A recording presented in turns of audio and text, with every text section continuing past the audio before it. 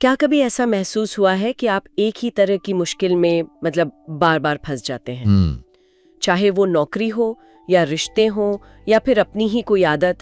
आप जगह बदलते हैं, लोग बदलते हैं, लेकिन वो जो समस्या है वो किसी न किसी रूप में वापस आ ही जाती है। बिल्कुल अगर ऐसा है तो आज की हमारी बातचीत शायद एक नया नजरिया दे सकती है। बिल्कुल। आज हम ब्रायना वीस्ट की किताब द माउंटेन इज यू से निकले कुछ विचारों पर बात कर रहे हैं। हाँ, और इसका सबसे बड़ा और कह सकते हैं सबसे शक्तिशाली आइडिया यही है कि जिंदगी की जो सबसे बड़ी चढ़ाई है, वो सबसे बड़ा पहाड़ जिसे हम पार करना चाहते हैं, वो बाहर नहीं है, वो हमारे अंदर होता है। तो आज हमारी कोशिश यही रहेगी कि इस आइडिया की गहराई में उतरें। हाँ। हम ये समझेंगे कि ये अंदर का पहाड़ आखिर है क्या, ये बनता कैसे है, और सबसे जरूरी इस पर चढ़ा कैसे जाए, इस पर चढ़ाई कैसे की जाए। बिल्कुल। किताब इसके लिए प्रकृति से बहुत दिलचस्प उदाहरण लेती है। हाँ। तो चलिए सफर पर निकलते हैं।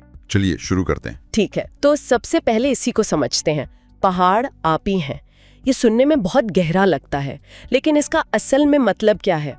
जब किताब कहती है कि जिस चुनौती को हम बाहर ढूंढ रहे हैं वो असल में हमारे अंदर है, तो इसका क्या मतलब हुआ? यहाँ जो बात आकर्षक है वो ये है कि किताब पहाड़ को सिर्फ एक बाहरी रुकावट के तौर पर नहीं देखती। अच्छा। हाँ, ये हमारे अंदर चल रहे एक बहुत गहरे संघर्ष का प्रतीक है। इसे ऐसे समझिए जैसे जमीन के नीचे दो बड़ी चट्टानें होती हैं, टेक्टोनिक प्लेट्स। हाँ हाँ। वो एक दूसरे से टकराती हैं और धीरे धीरे एक विशाल पहाड़ को जन्म देती हैं। किताब के मुताबिक ठीक वैसा ही हमारे अंदर भी होता है। हमारे अंदर? वो कैसे? हमारे सचेत और अचेतन मन के बीच। मतलब एक हिस्सा है जो जानता है कि उसे क्या चाहिए, उसे सेहतमंद रहना है, एक अच्छा रिश्ता चाहिए, करियर में आगे बढ़ना है। राइट। और फिर एक दूसरा छिपा हुआ हिस्सा है जो अनजाने में हमें पीछे खींच रहा है। शायद उसे बदलाव से डर लगता है, या वो किसी पुरानी चोट को पकड़कर बैठा है। तो जब हमारी ये दो जरूरतें, एक आगे बढ़ने की और दूसरी सुरक्षित रहने की, आपस में टकराती हैं, तो यही टकराव हमारे अंदर उस पहाड़ को जन्म देता है। अरे वाह! जिसे हम आत्मतोड़फोड़ या सेल्फ सैबोटेज कहते हैं। मतलब ये पहाड़ कुछ भी हो सकता है, जैसे किताब में उदाहरण है कोई नशा या वजन की समस्या, हाँ। बार बार गलत लोगों को चुनना या हमेशा पैसों की तंगी। एक मिनट, तो क्या इसका मतलब ये हुआ कि अगर किसी को पब्लिक स्पीकिंग से डर लगता है तो वो डर ही उसका पहाड़ है? बिल्कुल, वो डर ही पहाड़ है। और किताब यहाँ एक बहुत जरूरी फर्क बताती है दो तरह की समस्याओं में। अच्छा। एक होती हैं परिस्थिति जन्य समस्याएं, यानी वो जो हालात की वजह से हैं। मान लीजिए आपकी कंपनी बंद हो गई, तो नौकरी चली गई। हाँ, तो नौकरी जाना एक परिस्थिति जन्य समस्या है। लेकिन दूसरी होती हैं पुरानी यानी क्रॉनिक समस्याएं। और वो क्या होती हैं? ये वो समस्याएं हैं जो बार बार लौट कर आती हैं, चाहे हालात कितने भी बदल जाएं। आप एक नौकरी छोड़कर दूसरी में जाते हैं, लेकिन बॉस के साथ वही पुरानी दिक्कतें फिर से शुरू हो जाती हैं। सही बात है। आप एक रिश्ता खत्म करके दूसरे में जाते हैं, लेकिन कुछ समय बाद वही पैटर्न दोहराया जाने लगता है। जब ऐसा होता है तो किताब कहती है कि ये जीवन की मुश्किलों के बारे में कम और हमारे अपने बारे में ज्यादा है। मतलब हमारे बारे में है। हाँ, ये उन छोटे छोटे आघातों, अनुकूलनों और मुकाबला करने के तंत्रों का नतीजा है जो हमने सालों से अपने अंदर जमा कर लिए हैं। मुकाबला करने के तंत्र यानी कोपिंग मैकेनिज्म्स। जैसे कि हर मुश्किल बातचीत को टाल देना, या फिर दूसरों को खुश करने के लिए हमेशा हाँ कह देना भले ही आपका मन ना हो। अच्छा। या फिर जब भी आप उदास महसूस करते हैं तो शॉपिंग करने लगना या ज्यादा खाने लगना।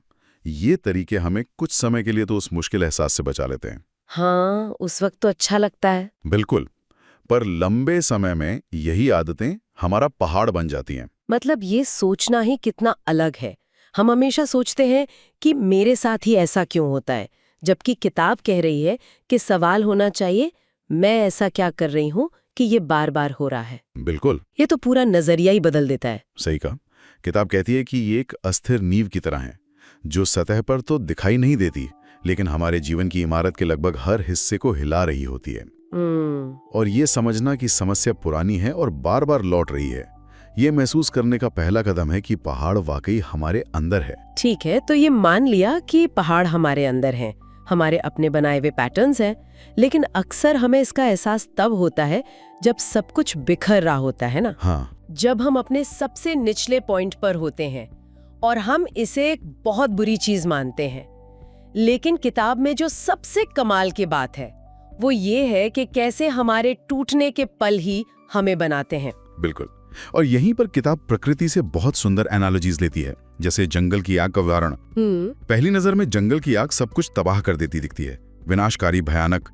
लेकिन इकोलॉजी के नजरिए से देखें तो ये जंगल के स्वास्थ्य के लिए जरूरी है। जरूरी है? हाँ, ये सूखी मृत पत्तियों और झाड़ियों को साफ कर देती है, जमीन को पोषक तत्व लौटाती है और कुछ ऐसे बीजों को अंकुरित होने का मौका देती है जिन्हें फूटने के लिए तेज गर्मी की जरूरत होती है। यानी जो ऊपर से तबाही दिख रही है वो असल में एक नई शुरुआत के लिए जमीन तैयार कर रही है। ठीक यही बात किताब हमारे मन के लिए कहती है।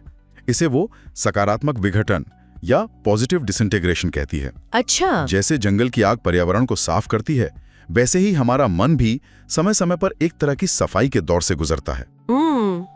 जब हमारे पुराने कोपिंग मैकेनिज्म्स, वो टाल मटोल, वो लोगों को खुश करना, वो सब काम करना बंद कर देते हैं। हाँ। जब जिंदगी हमें एक ऐसे मोड़ पर ले आती है जहां हमारे पुराने बहाने नहीं चलते, तो ऐसा महसूस हो सकता है कि हम रॉक बॉटम पर पहुंच गए हैं। हाँ। हमें लगता है कि हम टूट रहे हैं। लेकिन असल में वो टूटन एक सफलता, एक ब्रेक थ्रू से ठीक पहले का मोड़ है। बिल्कुल। किताब में एक और जबरदस्त छवि है, एक तारे का सुपरनोवा बनने से ठीक पहले अपने ही अंदर फटना।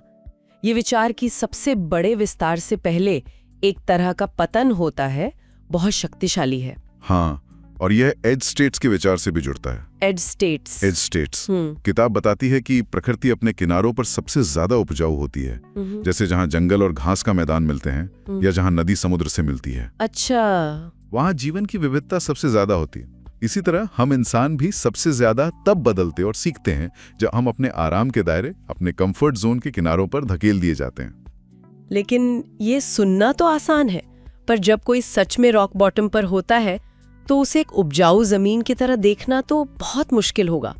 उस वक्त तो बस लाचारी और निराशा ही महसूस होती है। बहुत मुश्किल होता है। और किताब इस बात को नकारती नहीं है। वो ये नहीं कहती कि ये आसान है। वो कहती है कि ये जरूरी है। ये वो टिपिंग पॉइंट है। ये जागृति का क्षण तब आता है जब हम उन समस्याओं का सामना करने के लिए मजबूर हो जाते हैं जिनसे हम लंबे समय से बच रहे थे। तो वो टूटन ही वो आग है। हाँ, वो टूटन ही वो आग है जो पुराने सूखे पत्तों को जलाकर नई जिंदगी के लिए जगह बनाती है। यह सफलता का संकेत नहीं है, बल्कि गहरे बदलाव की एक आवश्यक शर्त है। तो अगर ये मान ले कि पहाड़ हम ही है और ये टूटन या रॉक बॉटम असल में एक मौका है, एक शुरुआत है, तो फिर अगला सवाल आता है, कोई इस पर चढ़ाई कैसे करे?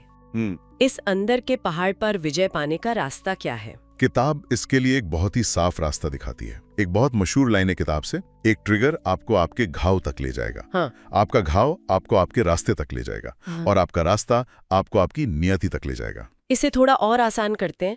इसका क्या मतलब हुआ? इसका मतलब है कि जिस चीज से आपको सबसे ज्यादा तकलीफ होती है, जो चीज आपको बार बार परेशान करती है, यानी जो आपका ट्रिगर है, वो असल में आपके किसी गहरे घाव की तरफ इशारा कर रही होती है। मान लीजिए कोई आपको थोड़ी सी भी आलोचना करे तो आपको बहुत ज्यादा गुस्सा आ जाता है। ये आपका ट्रिगर है। ठीक है। ये शायद इस गहरे घाव की ओर इशारा कर रहा है कि आपको लगता है कि आप किसी भी काम के लिए काफी अच्छे नहीं हैं। किताब कहती है, इस गुस्से से भागने के बजाय इस घाव को समझो, उसे स्वीकार करो। हाँ, उसे स्वीकार करो, क्योंकि इसी घाव को समझना आपको आपके असली रास्ते पर ले जाएगा, यानी खुद पर काम करने के रास्ते पर। और यही रास्ता आपको आपकी असल क्षमता तक पहुंचाएगा। वाह, तो जिस चीज से हम सबसे ज्यादा भागते हैं, रास्ता वहीं से शुरू होता है। बिल्कुल। किताब में सफर के भावनात्मक हिस्से पर भी बहुत जोर दिया गया है। जैसे एक जगह लिखा है, अपने छोटे स्व के खोने का शोक मनाना। ये क्या है? ये एक बहुत गहरा विचार है। छोटा स्व या यंगर सेल्फ वो इंसान है जो आप अब तक थे। वो इंसान जिसने उन कोपिंग मैकेनिज्म्स को बनाया था ताकि आप मुश्किलों से बच सकें। वो आपको यहाँ तक लाया है, लेकिन अब वो आपको आगे नहीं ले जा सकता। मतलब उसे छोड़ना जरूरी है। उसे छोड़ना जरूरी है। ये कुछ ऐसा है जैसे अपनी कॉलेज वाली जीन्स को अलविदा कहना। वो आपको बहुत अच्छे दिनों की याद दिलाती है, लेकिन अब आप उसमें फिट नहीं होते। हाँ, सही उदाहरण है। उसे पकड़कर रखने का कोई फायदा नहीं है। उस पुराने आप को सम्मान के साथ विदा करना जरूरी है, जिसने आपकी रक्षा की, लेकिन अब जिसकी जरूरत नहीं है। और फिर उस पुराने स्व को विदा करने के बाद क्या? उसके बाद आता है अपने भविष्य के स्व की कल्पना करना और उसके साथ एक हो जाना। अच्छा। वो इंसान जो आप बनना चाहते हैं, ज्यादा आत्मविश्वासी, ज्यादा शांत, ज्यादा अनुशासित, और फिर हर दिन छोटे छोटे फैसले उस भविष्य के स्व की तरह लेना। तो मतलब इंतजार नहीं करना है कि कोई आकर हमें बचाएगा। बिल्कुल नहीं। किताब कहती है कि आपको अपने जीवन का लेखक, अपना नायक खुद बनना होगा। तो ये सिर्फ कुछ बुरी आदतें छोड़ने के बारे में नहीं है, ये तो पहचान के एक बहुत गहरे स्तर के बदलाव की बात है। हाँ, ये खुद को एक तरह से फिर से बनाने जैसा है। बिल्कुल, ये एक तरह का पुनर्जन्म है। आपको अपने पुराने सोचने के तरीके, अपनी पुरानी कहानियां कि मैं तो ऐसी ही हूं या मेरी किस्मत ही खराब है, इन सब को छोड़ना होगा। किताब कहती है कि ये काम शांत है, सरल है और बहुत बड़ा है, और ज्यादातर लोग इसे करने की कोशिश भी नहीं करते क्योंकि इसमें बहुत हिम्मत लगती है। तो फिर यहाँ एक बड़ा सवाल उठता है, इस पूरी चढ़ाई का, इस सारी मेहनत का अंतिम लक्ष्य क्या है? क्या पहाड़ पर झंडा गाड़ना है? यहीं पर किताब सबसे खूबसूरत बात कहती है, उद्देश्य पहाड़ पर विजय प्राप्त करना नहीं है। अच्छा। बल्कि खुद पर निपुणता हासिल करना है, आत्मनिपुणता यानी सेल्फ मास्टरी। किताब की अंतिम पंक्तियों में से एक है, अंत में ये पहाड़ नहीं है जिसे आपको जीतना है, बल्कि खुद को। क्या फर्क है दोनों में? फर्क बहुत बड़ा है। पहाड़ तो एक प्रतीक है, वो नौकरी की समस्या, वो रिश्ते का पैटर्न, एक दिन आप उसे सुलझा लेंगे, वो पहाड़ पीछे छूट जाएगा। हाँ, सही बात है। लेकिन उस चढ़ाई के दौरान आप जो इंसान बनते हैं, हाँ। जो धैर्य, जो समझ, जो भावनात्मक मजबूती और जो आत्म जागरूकता आप हासिल करते हैं, वो हमेशा आपके साथ रहती है। वो हमेशा साथ रहेगी। हाँ, आप अगली किसी भी चुनौती के लिए तैयार हो जाते हैं। असली जीत वो चीज नहीं है जो आपको मिलती है, बल्कि वो इंसान है जो आप बन जाते हैं। तो अगर आज की इस पूरी बातचीत को समेटें तो सबसे बड़ी बातें ये निकल कर आती हैं। पहली, अगर जिंदगी में एक ही समस्या बार बार लौट कर आ रही है तो हमें बाहर नहीं, अपने अंदर झांकने की जरूरत है। बिल्कुल। वो असल में कोई समस्या नहीं, बल्कि एक सिग्नल है। सही कहा। दूसरी बात, जिसे हम जिंदगी का सबसे निचला पॉइंट या रॉक बॉटम समझते हैं, वो असल में तबाही नहीं, बल्कि एक लॉन्च पैड हो सकता है। एक नई और ज्यादा सच्ची जिंदगी की शुरुआत के लिए वो एक जरूरी सफाई है। हाँ। और तीसरी और सबसे अहम बात, इस सफर का असली मकसद किसी एक समस्या को ठीक करना नहीं है, बल्कि खुद का एक बेहतर संस्करण बनना है। लक्ष्य आत्मनिपुणता है। हाँ। और एक अंतिम विचार जिसके साथ हम श्रोताओं को छोड़ सकते हैं, किताब में एक जगह लिखा है कि अपूर्णता यानी इम्परफेक्शन इस बात का संकेत है कि आपके भीतर अभी भी विकास की गुंजाइश है। बिना दरारों, दोषों और खाली जगहों के कुछ भी विकसित नहीं हो सकता। अगर सब कुछ एकदम निपुण और एक समान होता तो वो गुरुत्वाकर्षण भी नहीं होता जिसने तारों और ग्रहों को बनाया। सही। तो अगर खामियां ही विकास की संभावना का संकेत हैं, तो किसी को अपनी सबसे बड़ी मानी जाने वाली खामी को अपनी सबसे बड़ी ताकत में बदलने से क्या रोक रहा है?